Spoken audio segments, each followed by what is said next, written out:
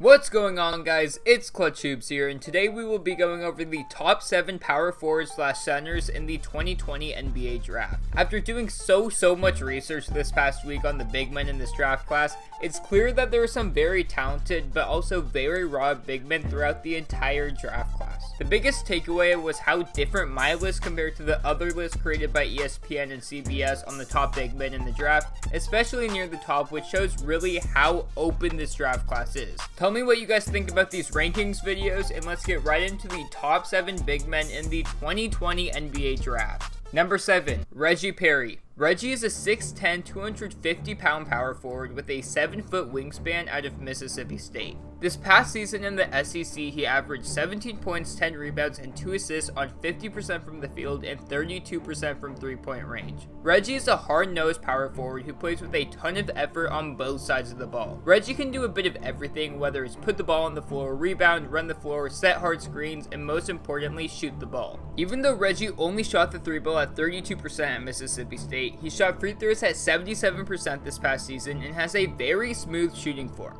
He improved his 3-point percentage by 4% and shot one more 3-pointer per game from his freshman to sophomore season. These are all great signs to see from Reggie, and as he continues to get more used to shooting threes, he should only get better. The main concern with Reggie's game is that he is very turnover prone, averaging about 3 a game, which often occurs because of his lack of awareness on double teams and over dribbling. Also, he lacks defensive awareness at times, hasn't been a great shot blocker, and fouls quite a lot. The overarching theme of his concerns is that he lacks awareness, which can often be fixed with more in-game action. All in all, Reggie does not scream star player, but if his shot translates to the NBA, he should be a quality big man in a team's rotation. Number 6, Precious Achiuwa.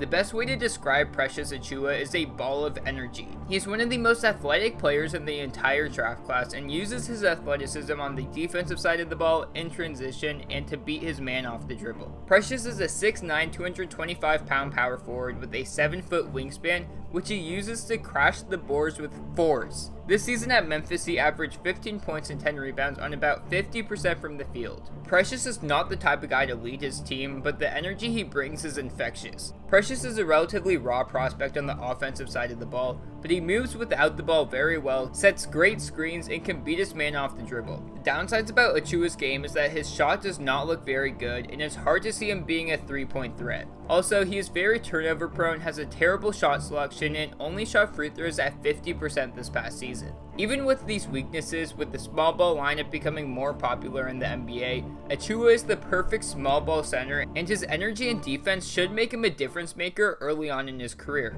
Number 5, Jalen Smith. The 6'10" sophomore power forward out of Maryland has one of the best shooting strokes out of all the power forwards. This season, he averaged 15.5 points, 10.5 rebounds, and 2.5 blocks on 53% from the field and 37% from three-point range. Jalen has the prototypical game for a power forward in the current state of the NBA, as he can block shots, shoot, and take defenders off the dribble. One of the biggest strengths about his game that very few people talk about is his motor, as he is commonly seen crashing the offensive boards and running the floor for easy buckets. The biggest weakness about Jalen's game is that, like most of the big men in this draft class, he is going to have a lot of trouble defending the pick and roll, especially when he gets switched onto guards. All the potential is there for Jalen, and the real question is if he is willing to put in the work to reach his peak.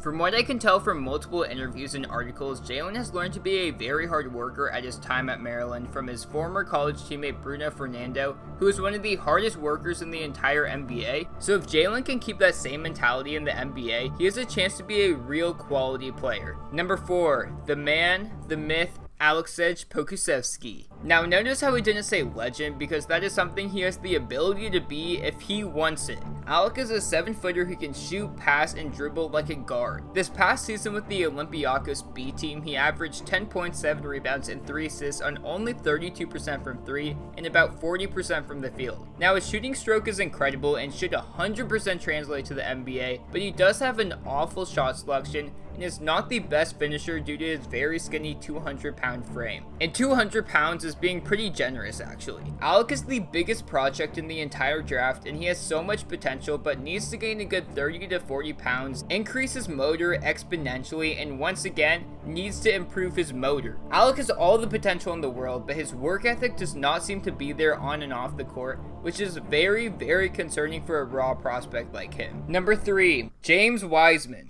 This may surprise a lot of people, but I'm not buying all the hype around James Wiseman. Now, this doesn't mean I don't think he can be a good player in the NBA, rather there are way too many concerns around his name. However, before we get into those, James Wiseman is a 7'1", 240-pound center with a 7'6" wingspan who only played 3 games at Memphis this past season. Like any 7'1" athletic center would, he dominated in his first few games, averaging 20 points, 10 rebounds, and 3 blocks per game. Due to his incredible frame and athleticism for someone who is 7'1", James Wiseman will be able to make a pretty big impact in the beginning of his career as a rim protector, in the pick and roll game, and maybe as a post player. Now, because of James's physical attributes in a weak draft class, he is a lock in the top 10, maybe even top 5, but there are still some very concerning parts about his game. To begin, he doesn't have good hands and struggles catching alley-oops and finishing putbacks at times. Also, his shot form is very wonky and he has a weird side spin on his shot, which does not look like it will translate too well to the NBA.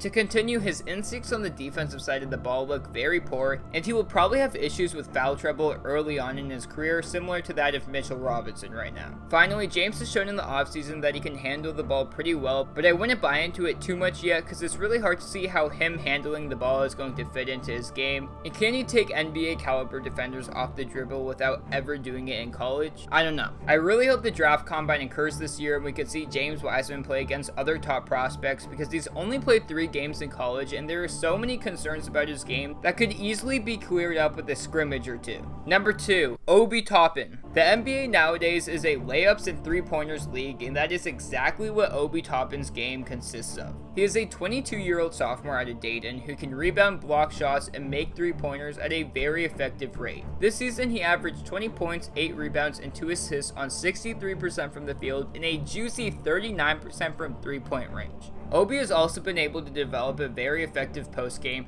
and is an absolute monster in the pick and roll game. He also has a very high vertical, which makes him an easy target for lobs and helps him crash the boards with force. Obi has all these incredible attributes, and the best part is that he plays with so much effort on both sides of the ball. For these reasons, he probably has the highest floor in the draft and has the upside to be a John Collins type player. Obi does struggle with guarding people on the perimeter and getting switched onto guards in the pick and roll game, and his age may scare some people away, but in a weak draft class with a canceled season, many teams are going to want to play it safe, which is perfect for Obi's stock. Number 1, Onyeka Okongwu. The 6'9" power forward / center out of USC has really elevated his play this past season. In each game, Onyeka has had a huge impact on his team and is flat out the best player on the floor. It's hard to explain the impact that he has on USC in words, but he is the 3rd best plus minus in all of college basketball. Also, keep in mind he's a freshman on an average USC team, so it's not like they're blowing out opponents. His impact on the defensive side of the ball is evident in every single possession, and he has really become the leader for this USC team. Onyeka went to Chino Hills for high school and was part of the infamous team with the 3 Ball brothers, where he developed insanely good hands. NBA point guards will love playing with him because he will literally catch anything that's thrown his way. On top of this, he rolls to the rim with force and is a relentless finisher. His rebounding skills are incredible, and even though he is 6'9", he uses his strength and a 7-foot plus wingspan to dominate the boards. At USC this past season, he averaged 16 points, 9 rebounds, and 3 blocks in 31 minutes per game. There's promise from Onyeka on the perimeter as he shoots free throws at a bit over 75%, and if Onyeka develops a respectable jump shot, he will become deadly on the offensive side of the floor and will be a go-to option for his team. All in all, Onyeka has so many positives about his game, which is why he is rapidly rising on draft boards and becoming a top 5 pick lock. Those are the official Clutch Hoops rankings for the top 7 big men in the draft, so tell me down below if you agree with them or think something should be changed. Comment down below your thoughts, and if you have any questions on why a prospect wasn't on the list, or if someone was too low or too high. Comment down below your thoughts, and if you have any questions on why a prospect wasn't on this list, make sure you comment down below and I'll tell you what I have to say about it. I really appreciate all of you guys taking your time out of the day to watch this video, and now I'm out, and peace!